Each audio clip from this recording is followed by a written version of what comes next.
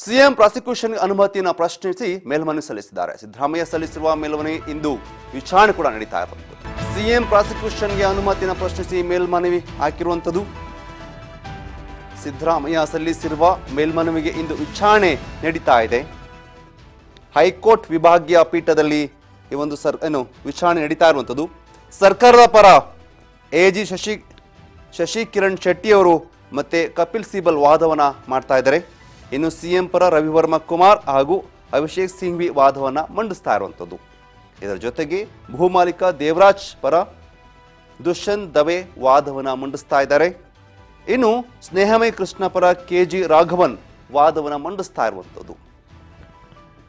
ಮೋಡಾ case ವಿಚಾರ ಈಗ final ಹಂತಕ್ಕೆ ಬಂದಿರುವಂಥದ್ದು. ಲೋಕಾಯುಕ್ತ ಏನು ಒಂದು ತನಿಖೆಯನ್ನು ರೆಡಿ ಮಾಡ್ಕೊಂಡು ಈಗಾಗಲೇ ಹೈಕೋರ್ಟ್ಗೆ ಸಬ್ಮಿಟ್ ಮಾಡ್ತಿರೋದು. ಇದೇ ತಿಂಗಳು 27ಕ್ಕೆ ಗಡುವನ್ನು ಕೋರ್ಟ್ ಕೊಟ್ಟಿತ್ತು. 27ರೊಳಗೆ ನೀವು ಅದನ್ನು ಏನು ಸಲ್ಲಿಸಬೇಕು ಅಂತ ಮಾತನ್ನು ಹೇಳಿತ್ತು. ಸೊ ಹಾಗಾಗಿ ಆ ಗಡುವಿನ ಅನುಸಾರವಾಗಿ ಕಂಪ್ಲೀಟ್ ನಿನ್ನೆಗೆ ಎಲ್ಲ ತನಿಖೆಯನ್ನು ಪೂರ್ಣಗೊಳಿಸಿ ಒಂದು ವರದಿಯನ್ನು ರೆಡಿ ಮಾಡ್ಕೊಂಡಿದೆ. 3000 ಪುಟಗಳ ಇರುವಂಥ ವರದಿಯನ್ನು ಲೋಕಾಯುಕ್ತ ರೆಡಿ ಮಾಡಿಕೊಂಡಿದ್ದು ಈಗ ಆ ತನಿಖೆಯನ್ನು ಕೋರ್ಟ್ಗೆ ಸಬ್ಮಿಟ್ ಮಾಡ್ತಾ ಇದೆ. ಇದರ ಜೊತೆಗೆ ಸಿಎಂ ಪ್ರಾಸಿಕ್ಯೂಷನ್ಗೆ ಅನುಮತಿಯನ್ನು ಪ್ರಶ್ನಿಸಿ ಮೇಲ್ಮನವಿ ಕೂಡ ಸಲ್ಲಿಸಿರುವಂಥದ್ದು. ಸಿದ್ದರಾಮಯ್ಯವರು ಸಲ್ಲಿಸಿರುವಂಥ ಮೇಲ್ಮನವಿಯ ವಿಚಾರಣೆ ಕೂಡ ಇಂದು ನಡೀತಾ ಇರುವಂಥದ್ದು. ಸೊ ಹೈಕೋರ್ಟ್ ವಿಭಾಗೀಯ ಪೀಠದಲ್ಲಿ ಇಂದು ವಿಚಾರಣೆ ನಡೆಯಲಿದೆ.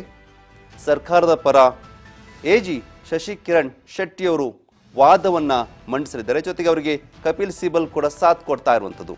ಅದರ ಜೊತೆಗೆ ಸಿಎಂ ಪರ ರವಿವರ್ಮ ಹಾಗೂ ಅಭಿಷೇಕ್ ಸಿಂಘ್ವಿ ವಾದವನ್ನು ಮಂಡಿಸ್ತಾ ಇದ್ದಾರೆ.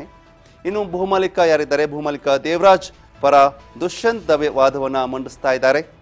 ಸ್ನೇಹಮಯಿ ಕೃಷ್ಣ ಪರ ಕೆಜಿ ರಾಘವನ್ ವಾದವನ್ನು ಮಂಡಿಸ್ತಾ ಇರುವಂಥದ್ದು. ಏಕೆಂದರೆ ಈಗಾಗಲೇ ಸ್ನೇಹಮಯ ಕೃಷ್ಣ ಅವರು ಕೂಡ ಲೋಕಾಯುಕ್ತ ಜೊತೆಗೆ ಸಿಬಿಐಗೆ ಈ ಕೇಸನ್ನು ವಹಿಸಬೇಕು ಅಂತ ಅರ್ಜಿ ಕೂಡ ಹಾಕಿರುವಂಥದ್ದು. ಸೊ ಇದೆಲ್ಲದರ ವಿಚಾರಣೆ ಇವತ್ತು ನಡೆಯಲಿದೆ. ಈಗಾಗಲೇ ಸಿಎಂ ಏನು ಈ ವಿಚಾರದಲ್ಲಿ ಲೋಕಾಯುಕ್ತ ತನಿಖೆಯಲ್ಲಿ ಸಿಎಂಗೆ ಕ್ಲೀನ್ ಚೀಟ್ ಸಿಕ್ಕಿದೆ ಅನ್ನೋ ಮಾಹಿತಿ ಕೂಡ ಹೊರಬಂದಿರುವಂಥದ್ದು. ಜೊತೆಗೆ ಸಿಎಂ ಪತ್ನಿ ಅವ್ರಿಗೂ ಕೂಡ ಕ್ಲೀನ್ ಚೀಟ್ ಸಿಕ್ಕಿದೆ ಎನ್ನಲಾಗ್ತಾ ಇದೆ. ಸೊ ಈ ವರದಿಯನ್ನು ಇಂದು ಹೈಕೋರ್ಟ್ಗೆ ಸಬ್ಮಿಟ್ ಮಾಡಿದ್ದಾರೆ. ಸೊ ಇದ್ರ ಜೊತೆಗೆ ಸಿಬಿಐ ವಿಚಾರ ವಹಿಸಬೇಕಾ ಬೇಡವಾ ಅನ್ನೋದು ಕೂಡ ಇವತ್ತು ಮಂಡನೆ ಆಗಲಿ. ಎಲ್ಲ ವಿಚಾರಗಳು ಇವತ್ತು ತಿಳಿಯುವಂಥದ್ದು.